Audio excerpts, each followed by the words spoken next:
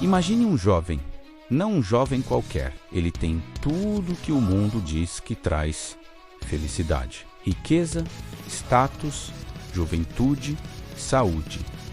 Seus armazéns estão cheios. Seus negócios prosperam. Ele é o herdeiro de uma fortuna que gerações trabalharam para construir.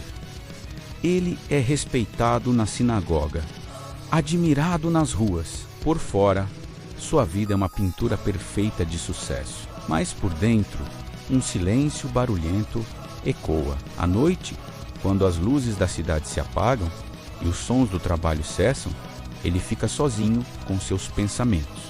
Deitado em sua cama de linho fino, ele olha para o teto de madeira entalhada e um vazio o consome. Que vazio é esse? Ele tem tudo, mas sente como se não tivesse nada. Ele se pergunta: qual o sentido de tudo isso? Acumular mais moedas, comprar mais terras. Para quê? Meus dias são uma sucessão de transações, jantares e obrigações. E depois? O que vem depois da última respiração? Ele cumpria os mandamentos desde criança: não matar, não roubar, honrar pai e mãe. Ele fazia tudo certo, como um bom ator em uma peça bem ensaiada, mas sentia que o roteiro da sua vida estava incompleto. Faltava a cena principal, o diálogo que daria sentido a tudo. Ele ouvia os rabinos falarem sobre a vida eterna, sobre o mundo vindouro, mas parecia algo distante. Teórico, ele queria sentir essa eternidade agora. Queria que a vida tivesse um gosto que não fosse o de cinzas. Essa angústia se tornou sua sombra. Ele olhava para os pobres nos portões e, por um instante, invejava a simplicidade de suas preocupações. Eles lutavam por pão. Ele lutava contra o nada. Ele via um artesão terminando uma cadeira e sentia uma pontada de inveja pela satisfação em seu rosto. O artesão criou algo com suas mãos.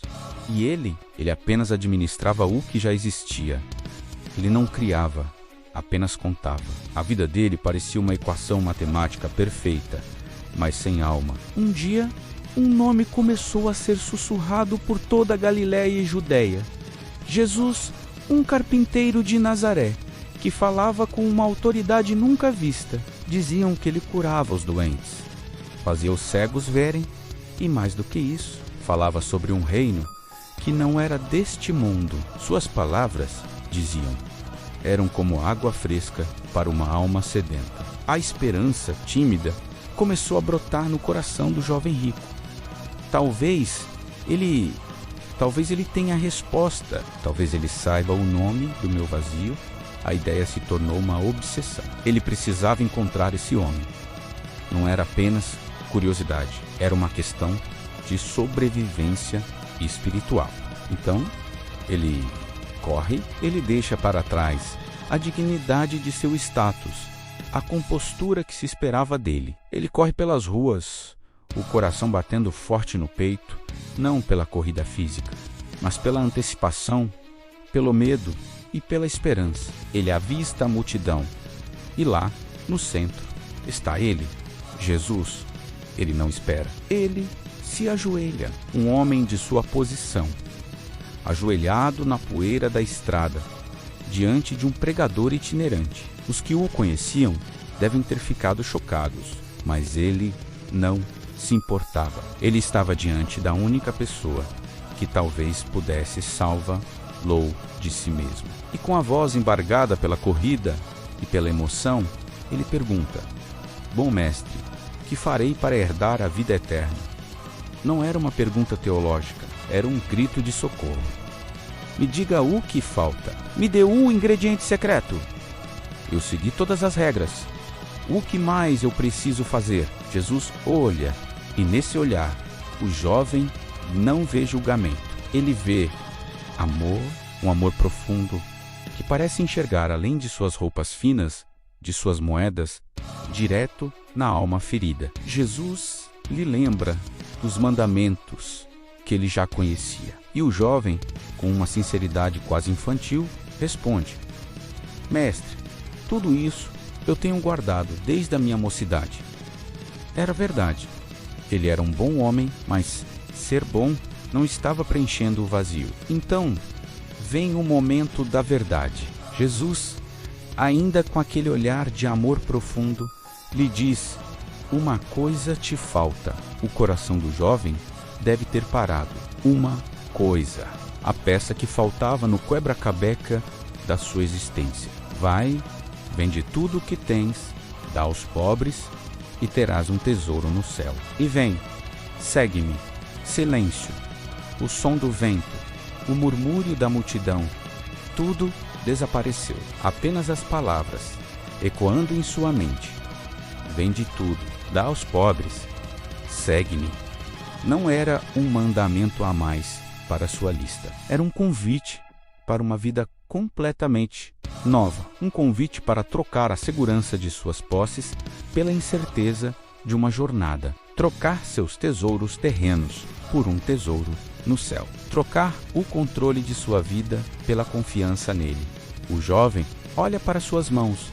Mãos que nunca conheceram o calo do trabalho duro. Mãos que sempre estiveram cheias. Ele pensa em suas terras, em seus rebanhos, em sua casa. Não eram apenas coisas, eram sua identidade, sua segurança, o legado de sua família. Eram as correntes douradas que o prendiam ao seu vazio confortável. E a escolha se apresenta clara e terrível. De um lado, Jesus oferecendo um tesouro no céu, um propósito, a cura para sua alma. Do outro lado, o peso de tudo o que ele possuía, a liberdade radical do seguimento contra a segurança paralisante da riqueza.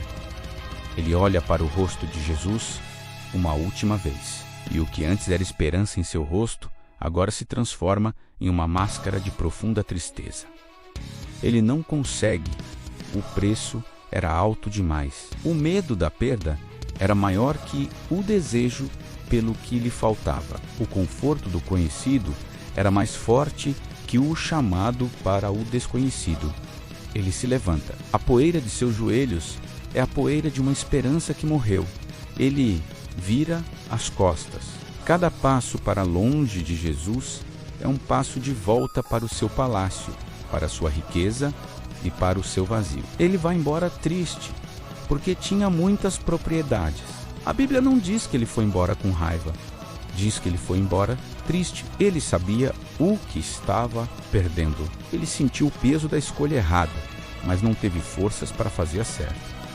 Ele escolheu suas correntes douradas. E enquanto ele se afasta, podemos imaginar Jesus olhando para ele, com o coração também entristecido. Não com raiva, mas com a tristeza de um médico que oferece a cura e o paciente a recusa. Essa história não é apenas sobre um jovem rico de 2000 anos atrás. Essa história é sobre nós.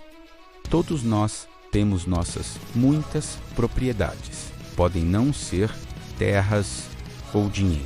Podem ser nosso orgulho, nosso conforto, nossos medos, nossos planos sobre os quais não abrimos mão. Podem ser relacionamentos, hábitos ou a imagem que construímos de nós mesmos. São as coisas que nos dão segurança, mas que ao mesmo tempo nos impedem de seguir Jesus de todo o coração. E a pergunta de Jesus ecoa através dos séculos, chegando até nós hoje: o que te prende?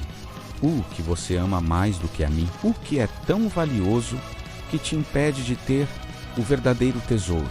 A história do jovem rico não termina com seu fracasso. Ela termina com um convite para nós. Um convite para examinarmos nosso próprio coração e perguntarmos: o que me falta? E quando ouvirmos a resposta, que tenhamos a coragem que a ele faltou, vamos fazer uma prece. Senhor Jesus, olhamos para a história deste jovem e, em muitos aspectos, vemos a nós mesmos. Vemos nosso desejo por uma vida com propósito, nossa busca pela eternidade, mas também vemos nosso medo, nosso apego, nossas desculpas.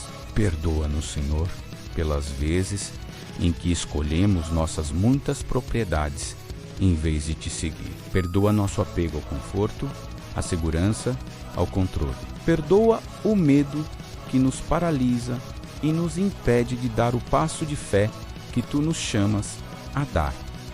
Dá-nos a coragem que faltou àquele jovem. Ajuda-nos a ver que qualquer coisa que valorizamos mais do que a ti é, na verdade, uma prisão, por mais dourada que seja. Ajuda-nos a entender que o verdadeiro tesouro não está no que acumulamos aqui, mas na vida que encontramos em ti. Esvazia nossas mãos de tudo o que nos impede de segurar a tua. Esvazia nosso coração de tudo o que ocupa o teu lugar. Que, ao ouvirmos o teu chamado para vender tudo, possamos responder não com tristeza e recuo, mas com a alegria e a liberdade de quem finalmente encontrou o tesouro pelo qual vale a pena trocar todo o resto. Nós queremos te seguir, Senhor, de verdade, sem reservas. Ensina-nos o caminho. Em teu nome, oramos. Amém.